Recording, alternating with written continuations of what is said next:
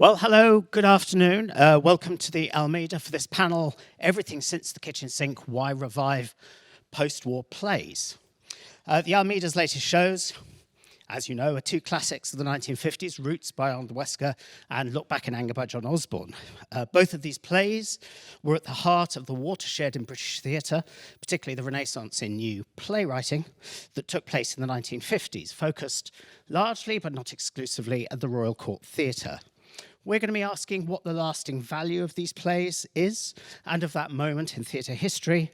How much were those plays of their time and what do they have to say to us today? And what can revivals bring out of an old play for a new generation? My name is Dan Rebellato, and to help us think about these meaty topics, we have a terrific panel. First of all, we have the two directors of these revivals, Diyan Zora, who's given us Roots, and Atri Banerjee, who's directed Look Back in Anger. We then have two actresses who've played key roles in these plays before. Claire Price was Helena in Look Back in Anger to David Tennant's Jimmy Porter, and Jessica Raine gave us Beatty Bryant in Roots at the Donmar in 2013, I think. Lastly, there is a man at the end of the panel for whom I think Look Back in Anger was a kind of origin story of your dramatic criticism. It's the distinguished former lead critic of The Guardian, Michael Billington. Can you join me in welcoming our panel?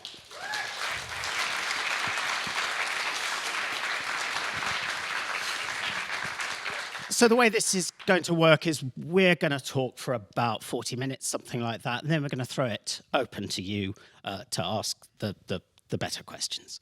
So what I'm going to do is I want to start, Diyan, with you, because I think this season sort of started with your enthusiasm for Roots by Arnold Wesker.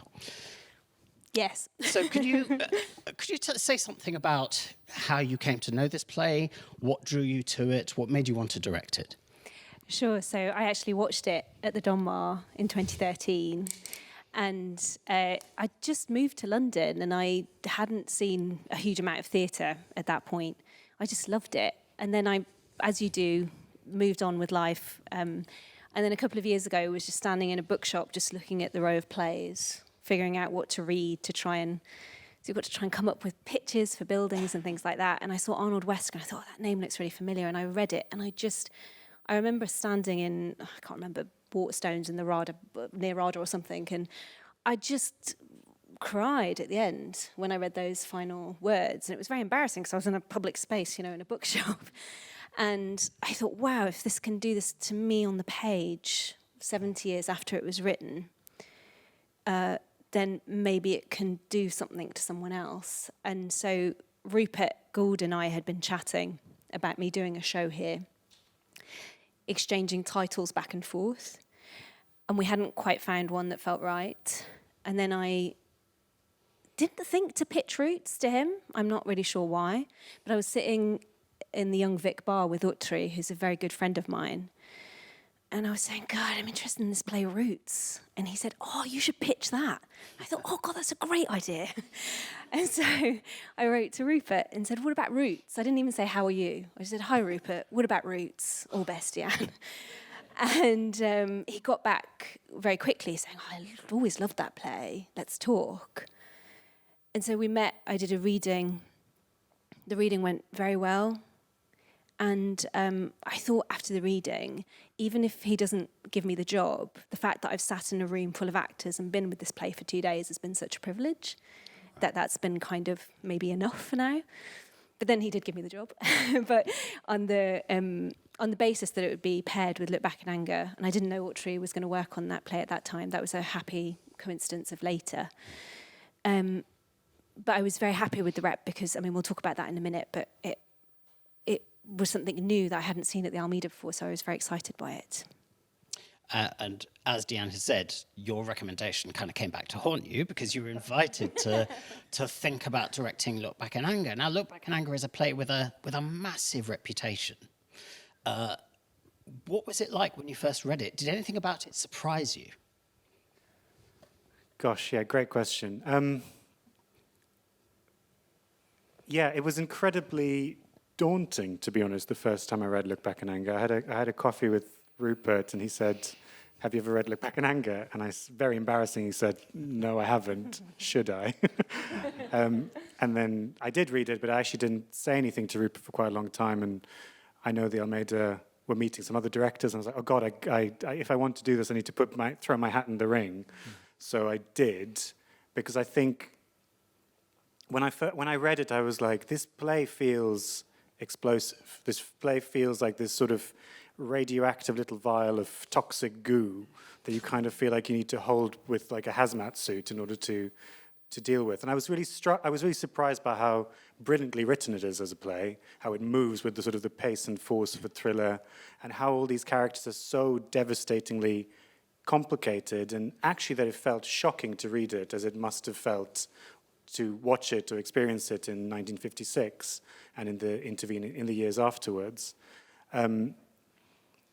That really surprised me in a brilliant way, and I think I was daunted, but as an artist, as a director, I think you're always running towards things that scare you or that make you feel challenged. So I put my hat in the ring, and I had a meeting with Rupert and with Steph, the literary manager here, saying I would love to be considered for this if you'll have me, and also the chance to work with Diyan was just the extra bonus there, because I've spoken about this elsewhere, but sort of directing is so often thought of as a insular job that it was great to be able to collaborate with someone else. So it was remarkable feeling that impact on first read that I didn't really expect I would. Right, wonderful. And Clara Jessica, I suppose it's a similar sort of question, but did you know the plays before you were in them, and in the process of performing the roles you played in them, did you make discoveries? Did you surprise yourself about these plays? Maybe Claire first. So I did the play for Radio 4 with David Tennant as Jimmy, and Nancy Carroll was Alison, and Daniel Evans, who's now co-artistic director of the Royal Shakespeare Company, was Cliff, and somebody called Sir Ian McKellen was the Colonel. Anyway, and I was very aware of the play. It's sort of kind of towering reputation, this kind of idea that it transformed theatre and it, lifted the lid off the muckiness of normal life and put it on stage, and everybody in their fine gowns and diamonds was shocked on the press night. I mean, that was sort of its legend for me. But I suppose it was a totally different experience doing it for radio, because of course you speak into the mic, so I don't have a sort of muscle memory of speaking it to people. So it's sort of slightly hazier experience, I think. And also I was only in it for you work on it for 2 or 3 days. So I wasn't inside it for a long time. But it was interesting because my mother was an actress, and I realised that Jimmy must have been born in 1931. My mother was born in 1931. So my mother was a 25-year-old actress in 1956, schlepping around the Midlands, hanging out with disreputable men, or she would be so appalled if she heard me say that, but hanging out with sort of different sorts, meeting different types. And so I suppose, I think it's a very, in spite of himself, Osborne has made a very accurate portrait of a kind of woman trying to do something new in 1956, and that is not easy to do. It's not easy to travel around different Midlands towns and be on your own. I mean, Jimmy Porter calls her a devil in Dior, doesn't he, at some point? A devil in a Dior outfit or something. My mother never had Dior. But I suppose I think, for me, the play is that there's something very accurate in a sort of depiction of a woman trying to pursue a vocation. And in that sense, she's different from Alison, which we can talk about later. But yeah, so I really enjoyed being in the play and watching it, obviously. And Jessica, how was your journey with B.T. Bryant? It was, my heart really lies in new writing, and I've done a lot of new writing when I do theatre. So it was a real shock when I read the play, and I met with James MacDonald, who directed it, because they were my people. I grew up in Herefordshire, on the borders of England and Wales, and I could just see my family, and I could see my gran, and I found it incredibly moving, and I hadn't ever seen them portrayed on stage like that before. And my family came to see it, and I had my uncle weeping at the tin bath that had come out. And James wanted to make it a very authentic production. It was 3 hours, 20 minutes. I was a little bit gutted when I saw this, and it was 1 hour 40. I was like, right. It was really long, and it was really, we filled that tin bath, and I had a bath on stage for real, and there was just something so moving about this woman who, what really attracted me to Beattie was she's kind of annoying sometimes, and we were keen as a company to never patronize the family. I know she rails against them, and that she is parroting her boyfriend a lot of the time, but it was a real tightrope in terms of playing the character, not to annoy, not to berate, but she is, nonetheless, she is annoying. She is a bit annoying.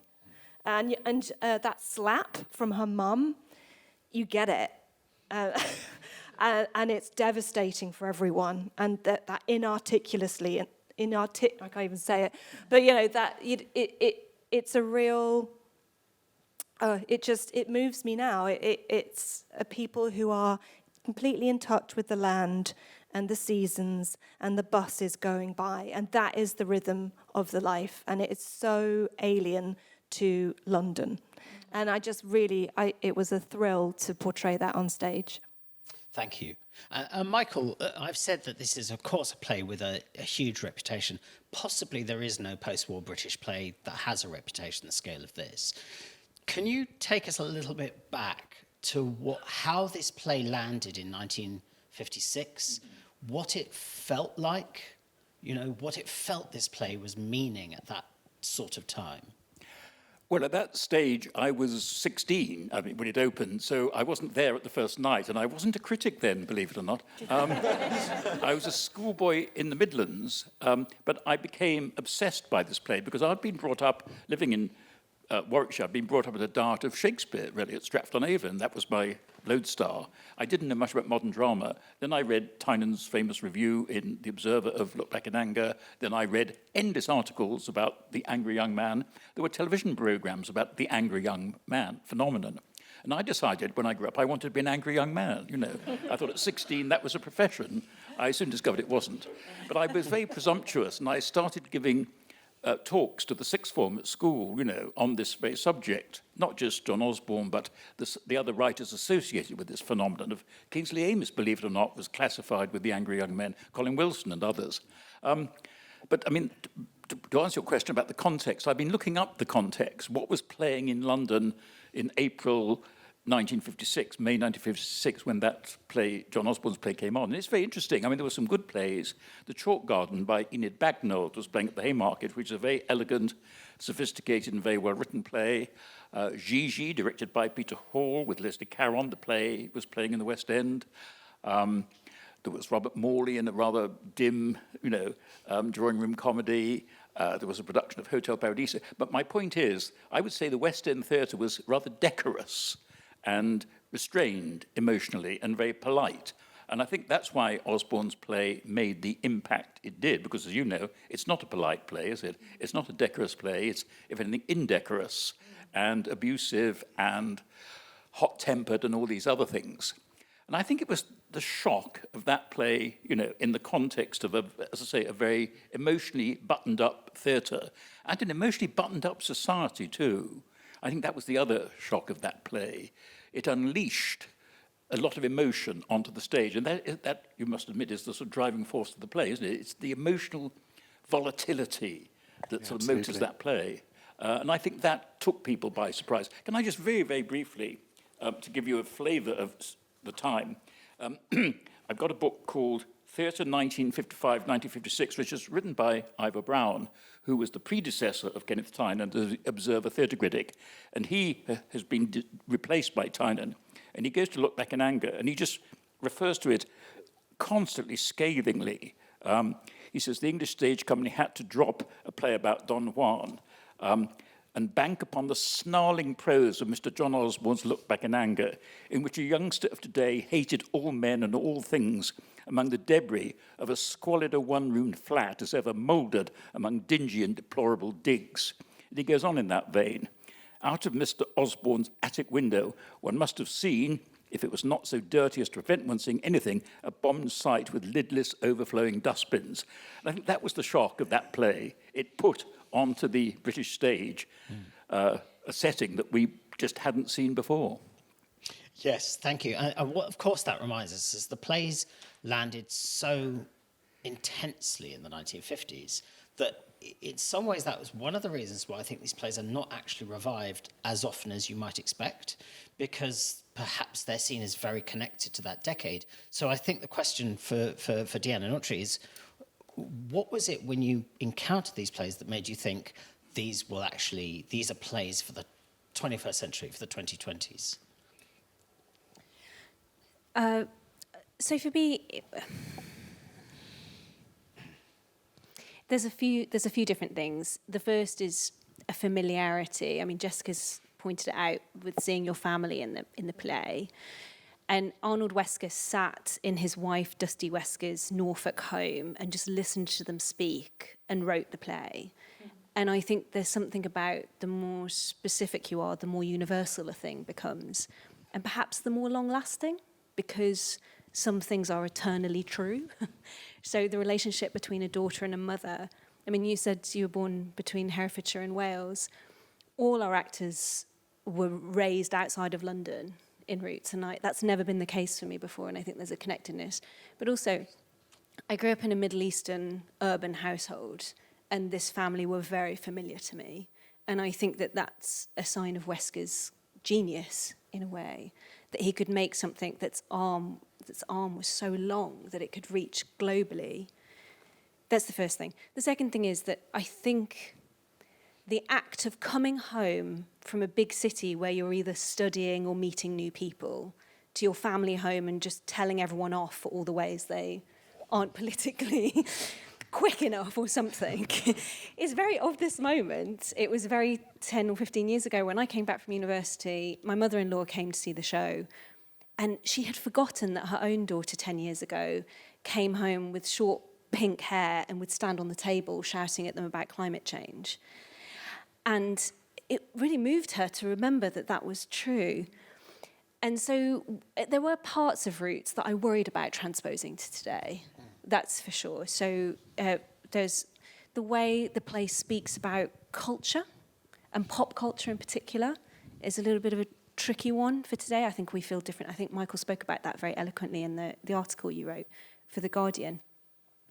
So there were parts of it that I was worried about, and also the tightrope that Jessica really beautifully alluded to about, I think what we have now in 2024, I'm not sure if we had in 2013, I'm sure we didn't have earlier than that, was the concept of privilege, perhaps. What it is to come home from a big city and speak to your working class family about certain things and how that might read to a modern audience. But from day one of rehearsals, we were very open. These are the things that might be tricky to transpose. How do we own them? Because you can't shy away from these plays. You have to do them. You got to sort of half do them or try and hide bits of them. No, especially in this space. I mean, look, we've got nothing. It's a big red circle. So it's all there for everyone. And so we just bravely went into it and hoped for the best. And yeah, so a mix of things, I guess. Some parts that were easily transposable and some parts that were harder to bring over the line. And Osher, what about your experience? What bits of the play spoke immediately, and perhaps what parts do you think, that's going to need a bit of working on? Yeah, I mean, again, also a couple of things. I think for me, for Look Back in Anger, and I guess Roots by proxy, I think, without sounding glib, I think the context in which these plays were written in, for me, was about a world in great political upheaval and tumult, and post two world wars, the creation of the welfare state, NHS, Arts Council, and it's suddenly this conservative government again in the 50s, which I think, the thing that really struck me was the detail that there were nuclear bomb tests, hydrogen bomb tests going on the same week that Look Back in Anger opened at the Royal Court. So this threat of nuclear annihilation is haunting both these plays. And I went to see James's production of Godot a couple of weeks ago, and I mean, Beckett is someone who I love, and I think Beckett was also responding to this idea of like this existential threat that exists in the world at the moment. And you turn on your phone and you see horrifying images every day. How can you not feel that this existential threat is present? That was the thing that really connected for me about the play, and I think there are traces even of Godot in the way that the characters are just waiting for something to happen at the top of Look Back in Anger. And Roots. And in Roots as well. And I do think, for me, there was just a really interesting conversation around, look, I'm a young man and who doesn't think of myself as, or would maybe not like to think of myself as particularly angry, but sort of what does it mean to be an angry young man?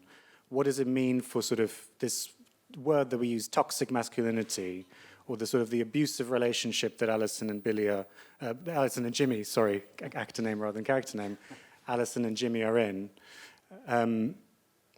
These labels only go so far. I think what I find interesting is this idea of sort of Jimmy as someone whose volatile energy has turned inward. And of course, we can talk about people like Andrew Tate and we can talk about toxic masculinity, but we can also talk, on the other hand, of the fact that sort of male mental health or suicide is one of the greatest killers of young men in this country. And that's not being so glib as to suggest that Jimmy has a mental health condition, but it's sort of saying that there is a direct conversation between the condition of masculinity and the condition of gender roles in that play to the world today. The other thing I found really interesting, and maybe this is speaking as a South Asian director, was the conversation that the play has with empire, and the fact that obviously Alison's father has come back as a colonel in the British Indian Army. And for me, what I find interesting about colonialism, or certainly the colonialism that my family experienced, is that there's a trace of it which exists a bit like an abusive relationship, you know? Like there's the colonial force and there's the colonized people. And I was thinking a little bit about plays like Carol Churchill's Drunk Enough to Say I Love You, where you kind of have these archetypal figures who represent both the individual personal but also the much more macro-political. And the play that I keep thinking about in relation to Look Back in Anger is actually a play that you've written very eloquently about, which is Cain's Blasted. And just thinking about the impact of sort of the shock of that and being like, we're just going to blast the bloody walls away with this play, and the way that we want the audience to receive it. And I guess as a theatre maker working today, you're always trying to find the electricity that's going to run the classic play into the present day. So yeah, those were just some of the things that I was thinking about, that we as a company were thinking about while we were making it. Absolutely. And of course, you pick up on something which we need to talk about, which is one of the things that is standardly said about Look Back in Anger is that it's a misogynistic play. And obviously, I'm a man, so I'm not necessarily the person best positioned to say this, but it seems to me that clearly Jimmy Porter says misogynistic things. That's slightly different from saying the play is misogynistic. And I wonder whether both of you, your experience of the play, how does the play relate to misogyny? Because clearly it's part of how it's made up, but it seems to me it's like any play, it's more complex than just that kind of label. I think what struck me watching it here, again, that I think it's such a brilliant image that it opens with a woman ironing and a man reading the newspaper saying, could you stop the ironing? When are you going to stop the ironing? And then that woman, that relationship seems to have not worked out. Another woman comes into his life and she's very glamorous. And 5 minutes later, she's doing the ironing and he's reading the newspaper going, darling, darling, can you stop doing the ironing? And I just thought, in spite of himself, in spite of all his radical, I just want to turn the world upside down, shake it, see what falls out. He makes women into people who iron. That's what Jimmy does. That's what happens in his, or whatever, the relationship with Jimmy. A woman ends up ironing. And nobody ever, Alison has been married to him for a number of years. And so she has come up with certain strategies for coping with him. And those strategies are starting to cause him to become even more savage. I mean, that's what he sort of tries to articulate, is that, I'm standing here going mad, right? And she won't say anything. Whereas Helena, I think, is different in her relationship with him. And of course, I have this sort of arc, which it's not a kind of a fully formed thought, but that the women both survive him in different ways. One survives him by becoming him, which is Alison, and Helena survives him by abandoning him, or returning to her first commitment, which was being an actress, or whatever, however you think of that. So I like you say, I don't think of it as misogynistic, because the women survive. Alison leaves him and makes a choice to return. I mean, there's all sorts of things to talk about, but also marriage is, like I said, it's a mucky business.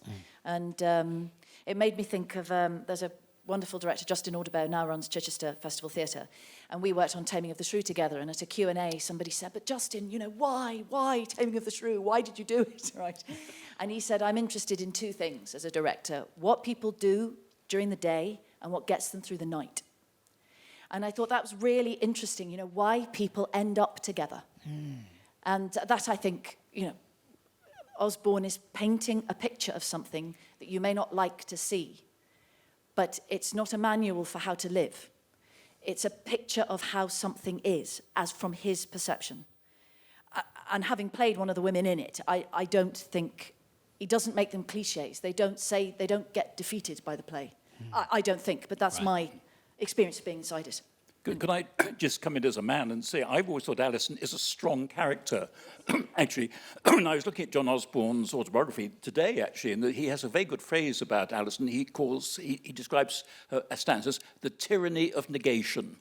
In other words, by refusing to, answer every argument that Jimmy Porter throws at her, she is actually being very strong. And I said to someone the night I saw the play here, I said, her great weapon is silence. And she's using silence to provoke him, to push him further, to anger him, to get him, to be more extreme.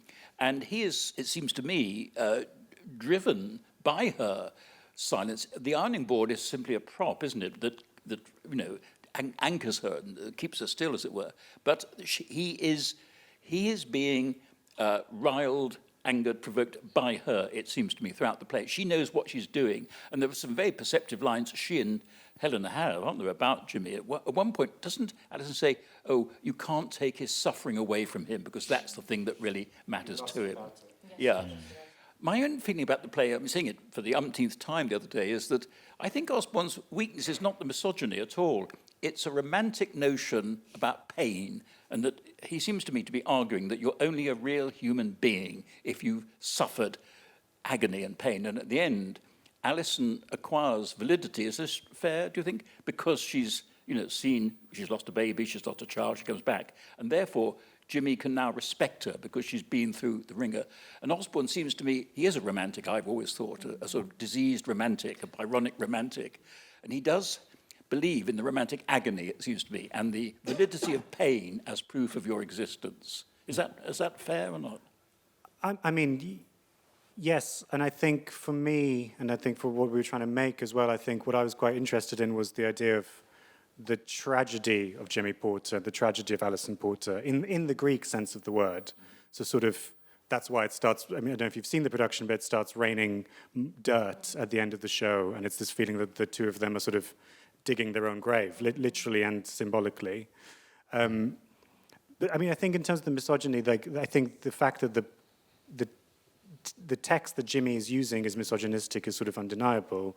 But I think what I was really struck by in my research for the play was the relationship between Osborne and Pamela Lane, who of course Alison is based on, and this amazing collection of letters called Dear Squirrel, which is what they actually used to call each other, Squirrel and Bear, as they do in the play.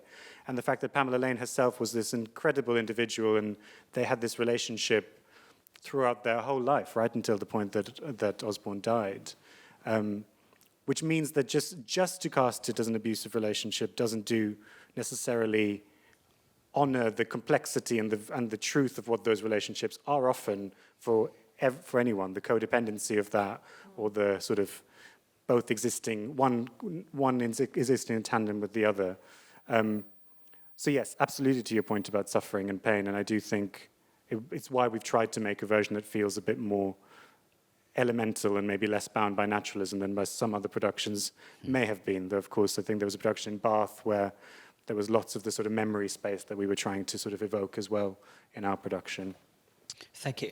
Jessica, I wanted to pick up something you said before, actually, which is the thing about the risk of patronising these characters, because I think, again, that is something that you could, if you're not careful, do with a production of Roots, that it's slightly laughing at the simplicity and cliche and conservative behaviour of these people. You said you worked very hard to avoid that. I wonder if you could actually just say a little bit more about what that means practically in terms of a production. And Diane, maybe you want to come in and talk about that as well. I think Beatty's really filled with light, and I think she is a whirlwind, and she's clearing up. She's a doer. She's practical. I think she's very. I find it quite charming. I like how she reads comics, goes back to exactly how she behaved, like, because you kind of regress when you go back home, right? And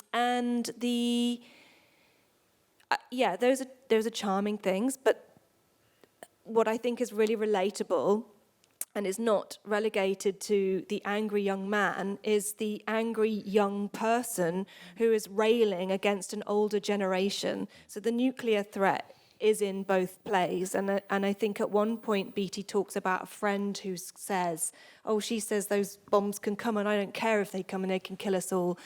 And Beatty's just heartbroken. She's like, how can you say that? And I feel like youth is always angry at the boomers. You know, we name our generations now, which I don't think we even did 10 years ago. So you've got Gen Z, Gen Y, you've got the boomers who everyone's railing against now because they're like, but it's the same in the 50s. Beatty's looking at her parents and she's looking at the apathy, and she doesn't know it, but she's disgusted, and that's what she finds in those final lines where she says, I'm beginning. And it offers real hope. So it isn't just railing, it isn't just patronising.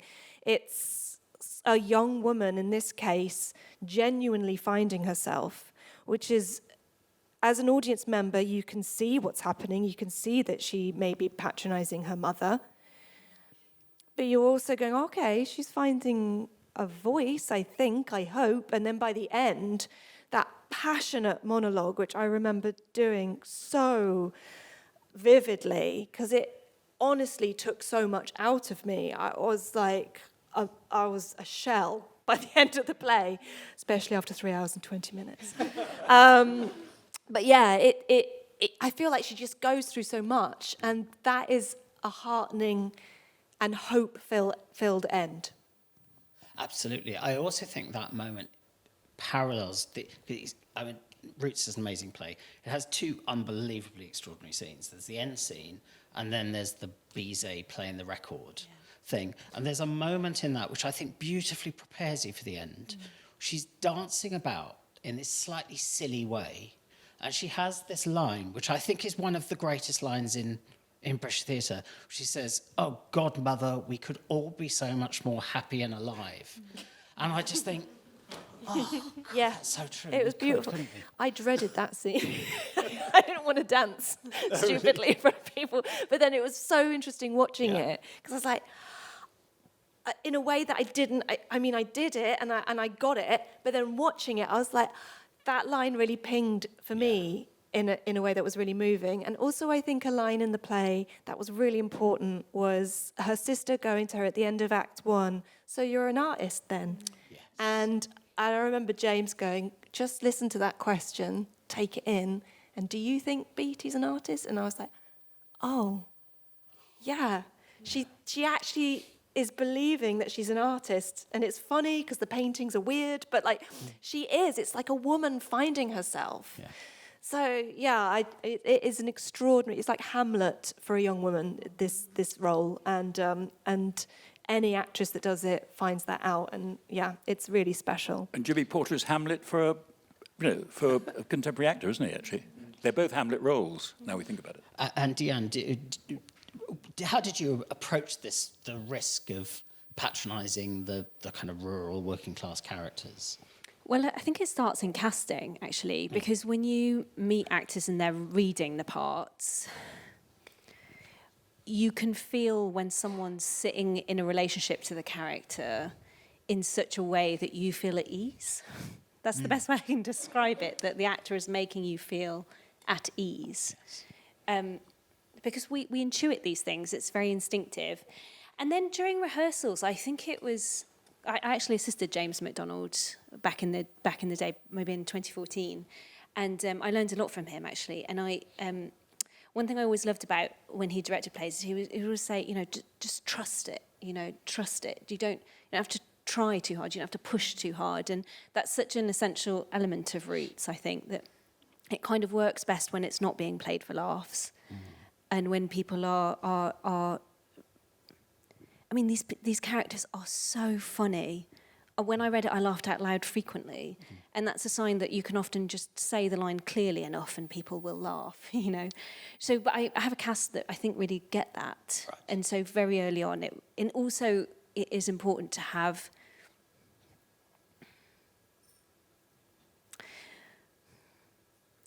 I think I remember speaking to one of the actors in the play, and we were talking about how broad or not to play the character.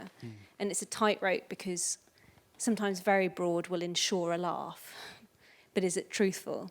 And then he would say to me, but Diane, sometimes the truth is the broadest version. Right.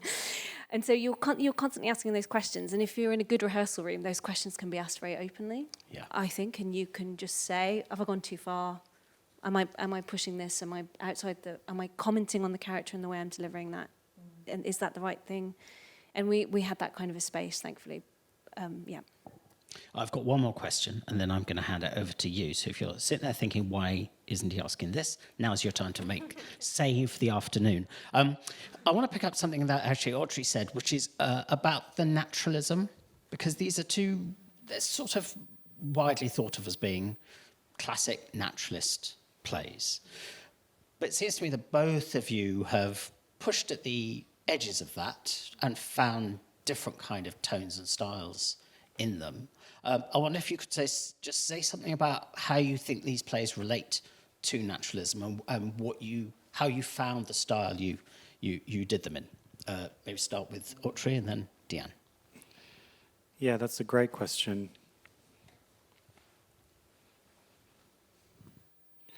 I think for me, just as a maker, I feel like I often think in terms of metaphor. I think in terms of when designing something in the first instance, I really believe that the theatre is a space for metaphorical thinking. I mean, and it's kind of obviously when you've got an actor playing a character, there's already a process of transposition going on there.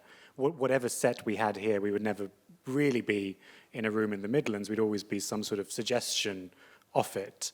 So whenever I've tried to approach work, that's kind of been, and it's probably a taste thing as much as anything else, but it's just the way that I've sort of imagined a show from first principles.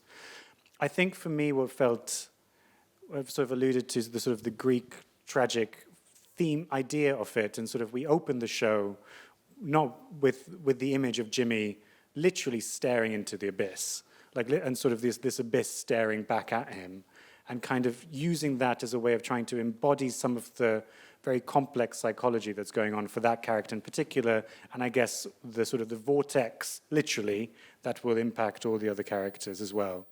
I guess what it's asking an audience to do is sort of saying, we start off the play with these characters reading the Sunday papers, and there's this Tony Hancock sort of, why do I do this every Sunday, blah, blah, blah, blah, and it kind of does feel very far away, or could feel very far away, particularly to a contemporary younger audience. But then hopefully as the production goes on, we're sort of spiraling towards something that feels like it could have been written today. And that is always, I think, the impulse behind trying to find some sort of symbolist, metaphorical, non-literal reading. I think for me, the other thing as well is with this space, with this amazing back wall here at the Almeida, I think it really, for me, the productions I've always most enjoyed have been the ones that have embraced that bit of it and the fact that it is sort of a space which lends itself very well to expressionism. And I think, I can't speak for Dan, but I do think that was definitely, for me at least, one of the things that was our guiding principles in the design process from the beginning. How do we make these shows fit for this space? And an audience who will have seen Rebecca Frecknell's Summer and Smoke here as well. It's it always existing in a lineage of the other ghosts of other productions that have been in here as well.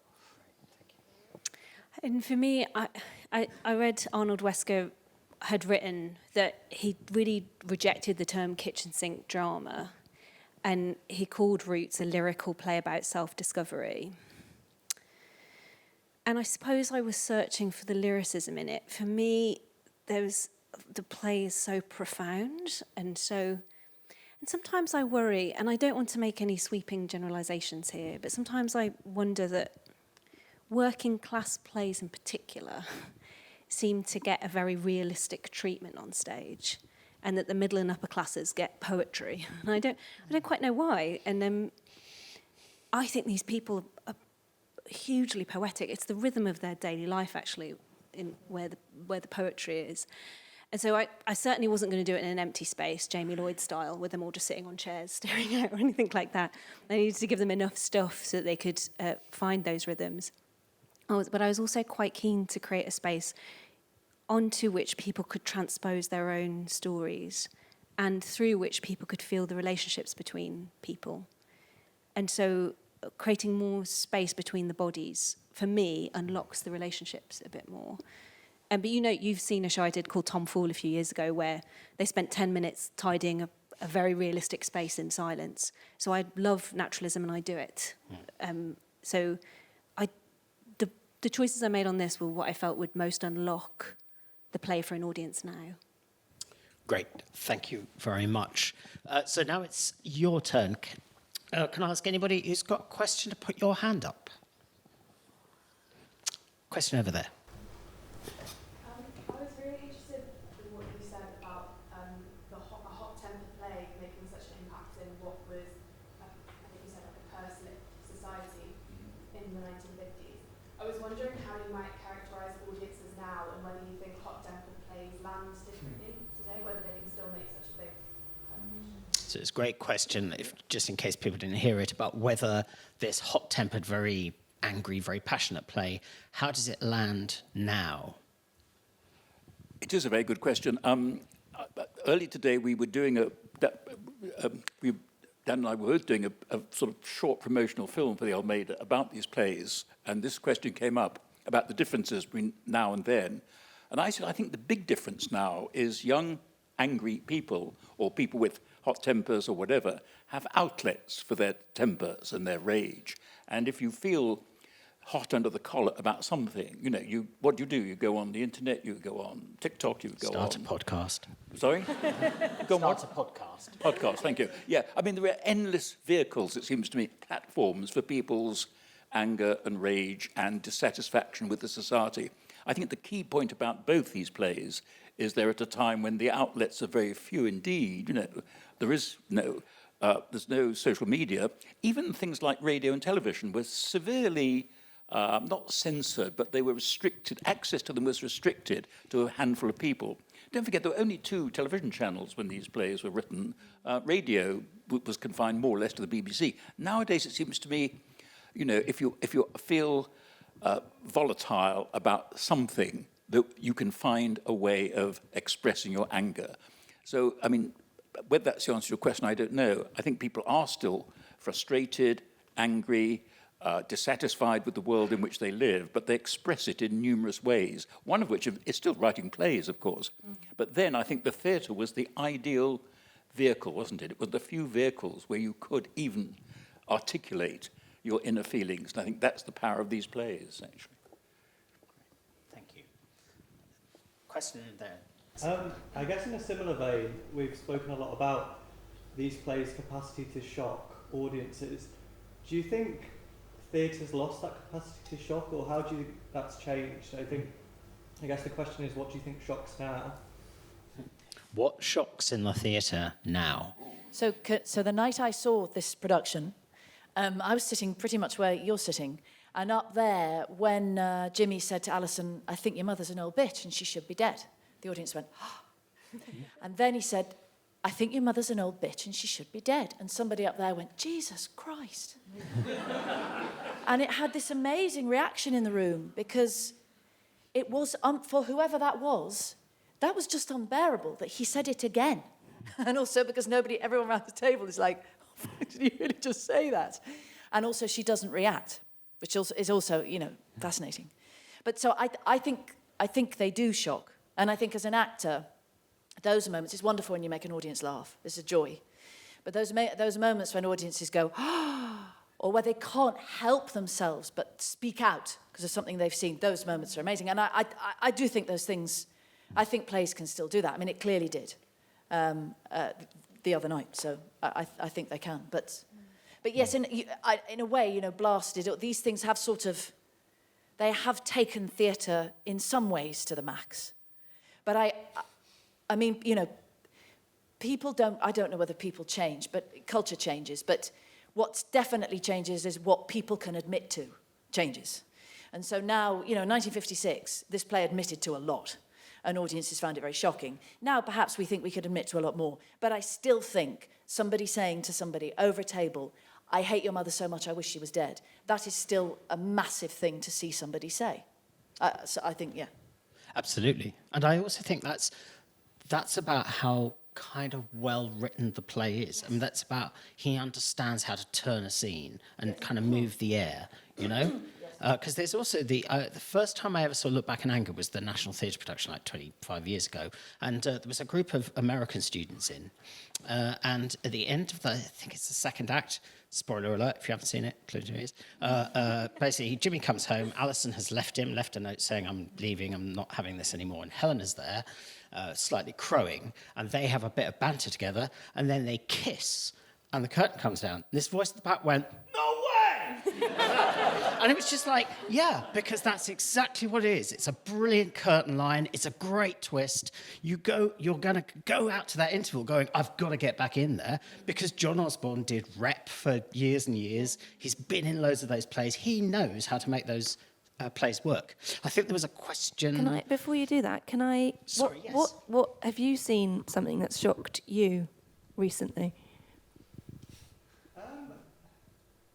Sorry to put you on the spot. Well, I guess I've thought about it quite a bit, and I think A Little Life happened. Oh, yeah. And I guess... and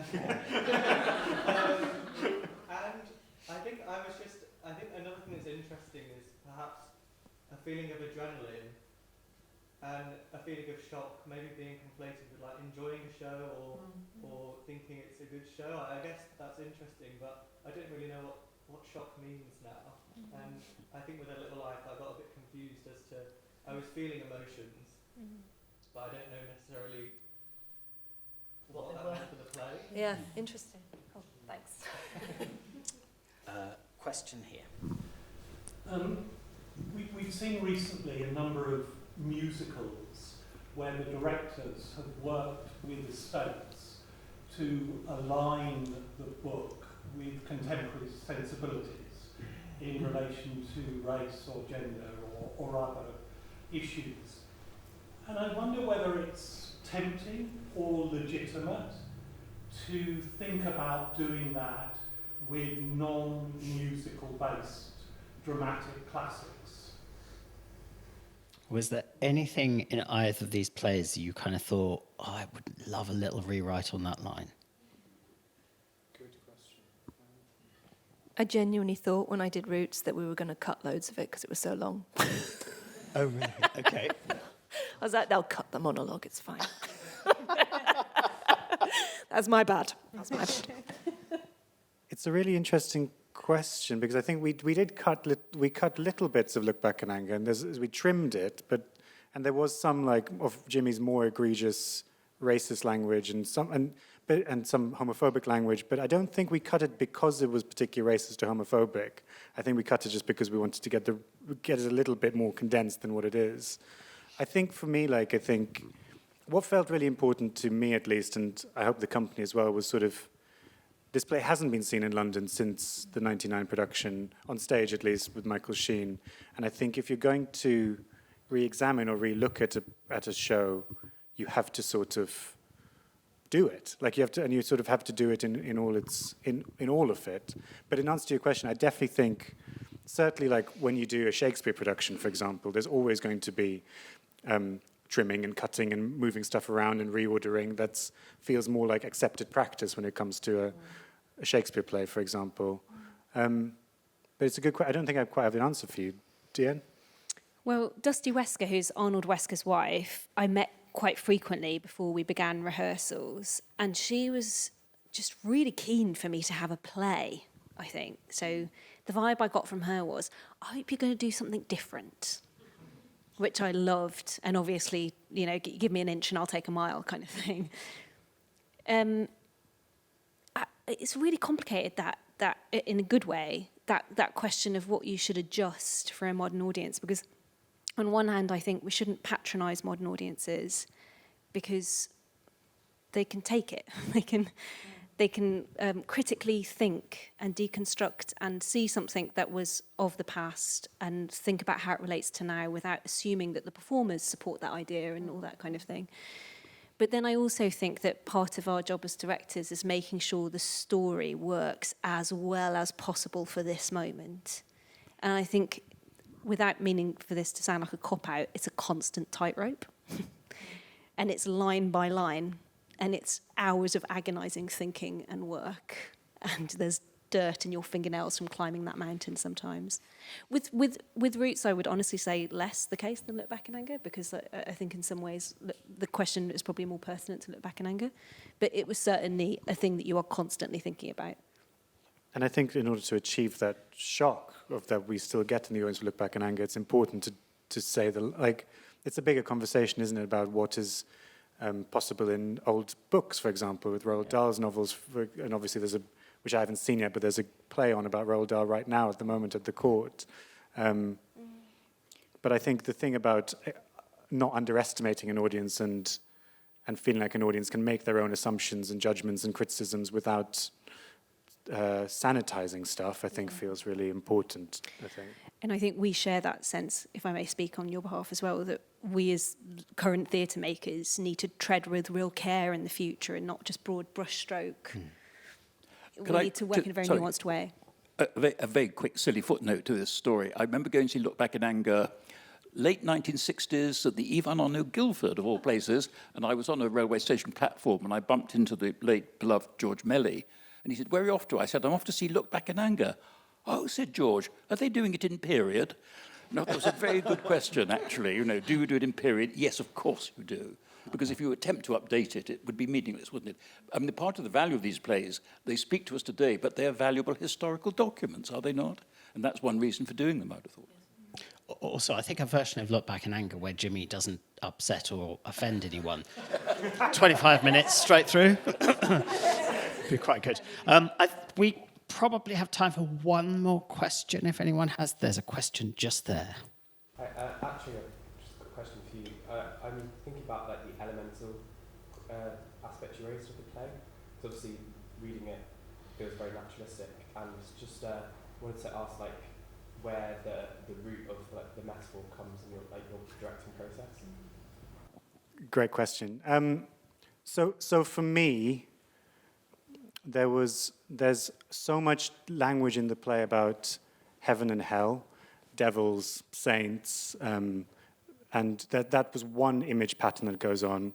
And it doesn't surprise me that Rupert Gould was interested in this play, because I think lots of his work has been about deals with the devil in different ways, whether that's Faustus or Macbeth or et cetera, and I think this satanic is a word that comes up as well in the play. And so I was just quite interested in this. The idea of the lift in Look Back in Anger came from there being a literal portal that drags people down to hell. And also this halo up here, it's meant to sort of slightly evoke, it's sort of evolved, but it's meant to slightly evoke a sort of something more sacred. So there's a like Manichaean struggle going on between heaven and hell in the whole play. The other image pattern in the play is about war and warfare, and the father who died in coming back after the Spanish Civil War, and Cliff saying, narrow strip of plain hell, but also no man's land. And then obviously all builds to Alison saying, well, Jimmy first saying, "I want to see your face rubbed in the mud," but then Alison at the end of the play saying, I'm in the mud at last, I'm groveling, I'm crawling. So sort of linking those two strands of image, heaven and hell, mud, warfare, battle, you sort of end up with a sort of design structure which can hold this naturalistic play in a more symbolic fashion. Sounds like I've just done like Ready, Steady, Cook there, but it was much more complicated than that. That's great. Thank you very much. I think we're probably, I'm afraid, going to have to end there. I know there are more questions, but could you join me in thanking our panel?